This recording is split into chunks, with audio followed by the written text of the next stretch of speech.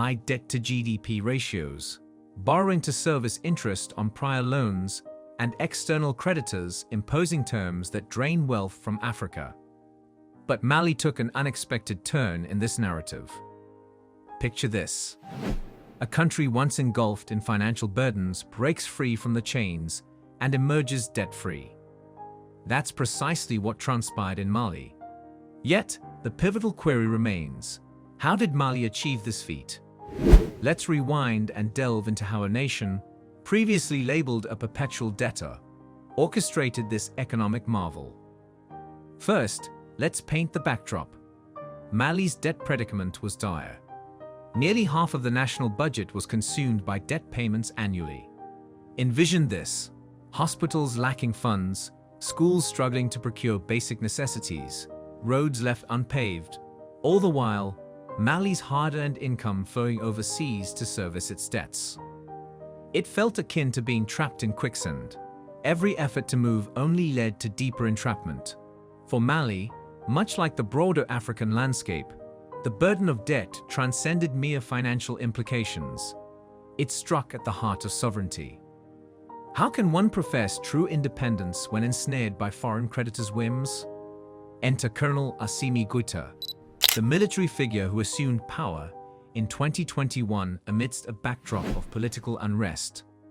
Unlike his predecessors who catered excessively to Western influences and global lenders, Goïta harbored a distinct vision. Unwilling to conform to the conventional norms, his regime meticulously pruned the national budget, excising wasteful expenditures and terminating questionable agreements that lined foreign pockets with Malian resources. Yet, this endeavor extended beyond mere cost-cutting. It aimed at fostering self-sufficiency within the nation. So what lay at the core of this economic revitalization? Goïta's administration pivoted towards leveraging Mali's abundant natural resources. You see, Mali is rich in gold, one of the most sought-after commodities in the world. For years, however, the profits from gold mining went straight into the coffers of foreign companies. It was a tale as old as time, African resources enriching everyone but Africans. But Goïta wasn't having it. His administration renegotiated contracts, ensuring that a bigger slice of the profits stayed within Mali's borders. The result? A surge in national revenue allowed Mali not only fed its people, but also created a surplus that could be exported to neighboring countries. This was a game changer. With more revenue coming in and less money flowing out to service debt, Mali found itself in a position to make the historic announcement: a $332 million debt clearance. It wasn't just about the numbers on a balance sheet.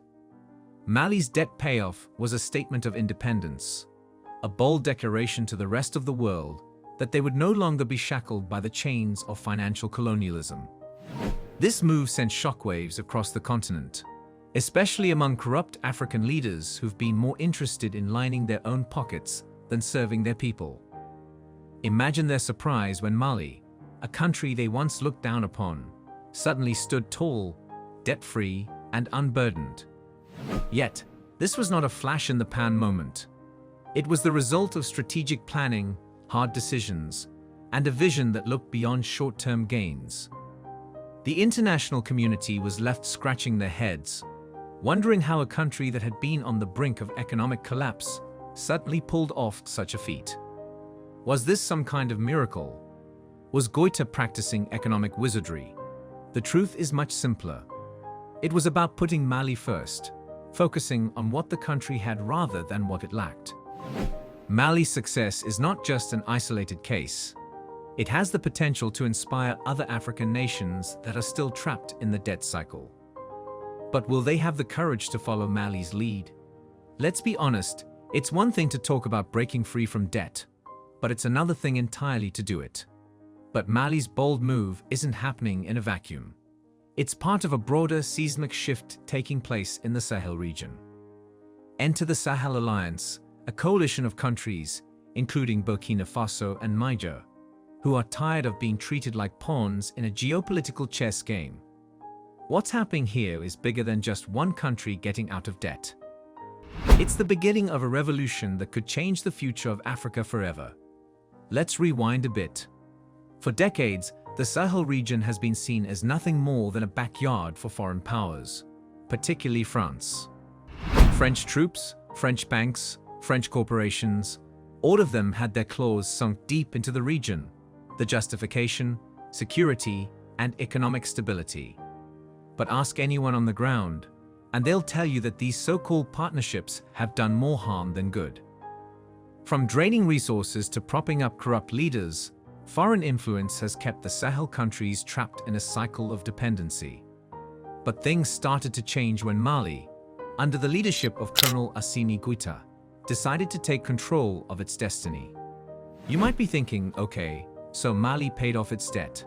Big deal. How does that affect anyone else? Well, here's where it gets interesting. Mali's actions have lit a fire under its neighbors.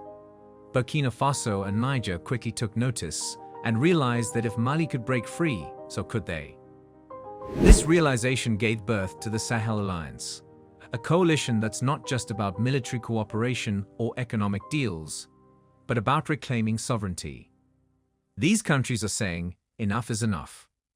They're tired of the old colonial powers calling the shots and draining their resources under the guise of aid and development. The Sahel Alliance isn't just a diplomatic club, it's a statement of defiance, a declaration that these nations are ready to stand on their own 2 feet. Now let's talk about France's reaction. Unsurprisingly, the French aren't exactly thrilled about this new development. For years, they've maintained a stronghold in the Sahel, justifying their presence with phrases like anti-terrorism efforts and stabilizing the region. But ask yourself this, if their presence was so beneficial, why are countries like Mali, Niger, and Burkina Faso pushing them out? The truth is that the French influence in the region has often been more about protecting their interests than genuinely helping the local populations. However, the narrative extends beyond the expulsion of French influence. The Sahel Alliance is pivoting towards the east in search of novel partnerships. Enter Russia and China, poised to fill the vacuum with investments,